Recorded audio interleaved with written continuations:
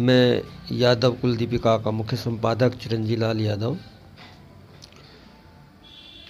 मैंने आपको एक वीडियो इससे पूर्व दिया था जिसमें बताया था कि भारत की संस्कृति का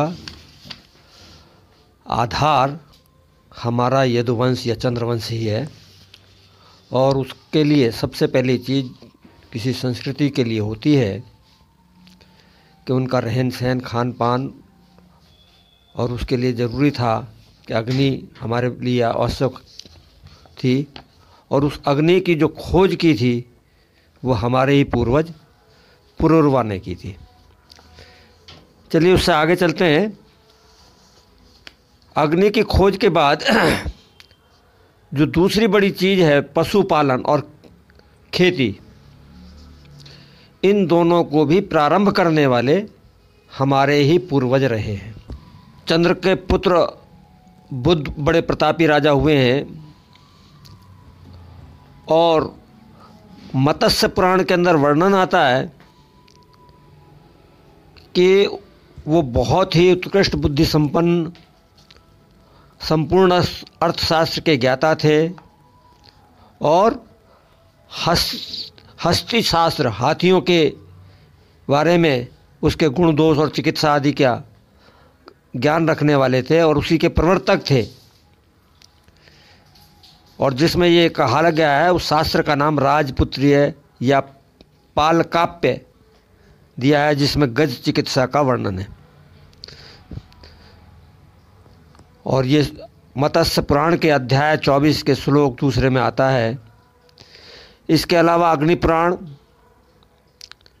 287-91, बृहत संहिता और भी कई पुस्तकों में इसका वर्णन है। तो इसके अलावा इससे पता चलता है कि हमने हाथी जैसे जीव को भी हमारे पूर्वजों ने पालतू बनाया था। इसके अलावा पुरुरवा के विषय में जब पुराणों के अंदर अध्ययन करते हैं हम, तो उसमें पता पड़ता है कि उर्वशी के साथ 2 भेड़ें थीं, यानी भेड़ों का पालन भी यदुवंशियों ने किया था। और ये भागवत पुराण और विष्णु पुराण के अंदर आप इसका वर्णन आप देख सकते हैं। तो इससे 2-3 चीज़ें पता चलती हैं कि पशुओं को पालने के लिए हम लोगों ने हाथी जैसे बड़े बड़े जीव और भेड़ बकरी जैसे छोटे जानवरों को भी पाला, और उसके साथ ही बाद में गायों का पालन जब यदुवंश के हमारे पूर्वजों ने किया, तो उसे ये सर्वश्रेष्ठ जानवर मालूम पड़ा। कारण कि इसका जो दूध है वो उसको हर समय उपलब्ध था, जबकि फल या मांस आदि वो आसानी से उपलब्ध नहीं भी होते थे और हर समय नहीं होते थे। लेकिन जब गाय उसने पालना शुरू किया, तो गाय का सबसे बड़ा उसको फ़ायदा यही हुआ कि जब उसको मन चाहे, जब उसकी इच्छा हो, वो उससे दूध प्राप्त कर सकता था।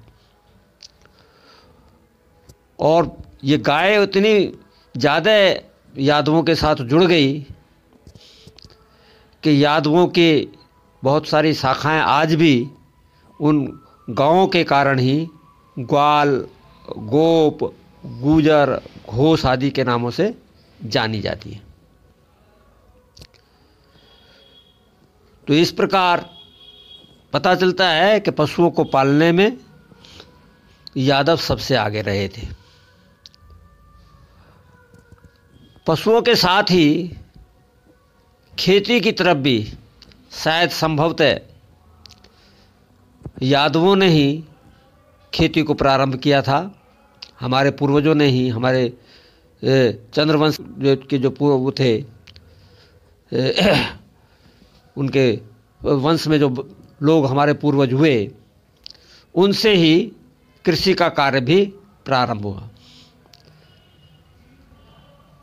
और ये प्रारंभ हुआ संभवतः कहीं उन्होंने फल खाए, गुठली फेंक दी, उससे जो पेड़ हुआ, और उस पेड़ पर जब वही फल उगने लगे तो उन्हें लगा कि अगर इस तरह से हम उसका बीज डाल दें या गुठली डाल दें तो उस पर पेड़ हो जाता है और उस पर फिर यही फल लगते हैं। ये देख कर के ही अन्न, फल और सब्जियां उनके बीजों को बखेर कर उनको उगाने का तरीका सीखा। उस समय तक हल वगैरह तो थे नहीं। प्रारंभ में तो सिर्फ ऐसे ही बीज कहीं फेंक दिया, मिट्टी में दब गया, बारिश हो गई और अपने आप वो पेड़ हो गया। उस पर फल या फूल या जो सब्जी है जो उसे मिल जाती थी। लेकिन जब उनको ज़्यादा वो अच्छे लगने लगे और उसके पेड़ पौधों का वो अपने पास बना करके जब उन्होंने विचार किया तो उनके पास ही उन्होंने अपने घर रहने के बना लिए। और धीरे धीरे इस तरह से जो गांव बसने की जो परंपरा है, संभवतः जहाँ तक मैं समझता हूँ कि वो इसी प्रकार से प्रारंभ हुई। क्योंकि आखिर तक जो है उनको गांव बसाने की आवश्यकता नहीं होती थी। गांव बसाने के लिए आवश्यक था कि वो उसके पास पेड़ पौधे हों, उसके अपने जानवर हों। तो इस तरह से संभवतः यदुवंशी वो जाति रही है जिसने खेती प्रारंभ की और पशुओं को पालना शुरू किया।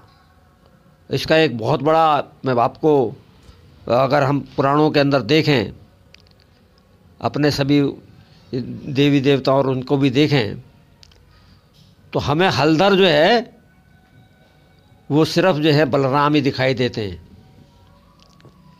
जो श्री कृष्ण जी के बड़े भाई थे।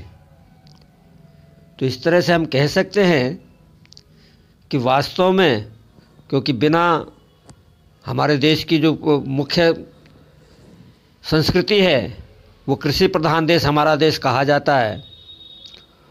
और वो कृषि प्रधान देश केवल इसी वजह से है क्योंकि हम लोगों ने ही खेती को प्रारंभ किया और हमने पशुओं को पाला, सर्वाधिक गायों को पाला। और सबसे ज़्यादा प्रसार राजबली पांडे बहुत बड़े इतिहासज्ञ हुए हैं, सागर विश्वविद्यालय में वो हिस्ट्री के प्रोफेसर रहे हैं और उन्होंने भी इस विषय में एक पुस्तक लिखी है, यदुवंश का इतिहास। और उसमें इन चीज़ों को दिया है कि किस प्रकार से यादव जो है सबसे ज़्यादा प्रसार वाली जो है जाति रही है और जिसका दूर दूर तक प्रसार हुआ क्योंकि वो पशुओं का पालन करते थे। तो ये दो चीज़ें भारतीय संस्कृति के जो बेसिक जो आधार हैं उनमें आती हैं। और इस तरह से हम कह सकते हैं कि हमारा यादव वंश भारत की संस्कृति का मुख्य आधार है। धन्यवाद। इसके बाद मैं आपको कुछ और चीज़ें जैसे धर्म और गणतांत्रिक व्यवस्था, इन सब के बारे में भी अगले अंकों में आपके सामने प्रस्तुत होगा। धन्यवाद।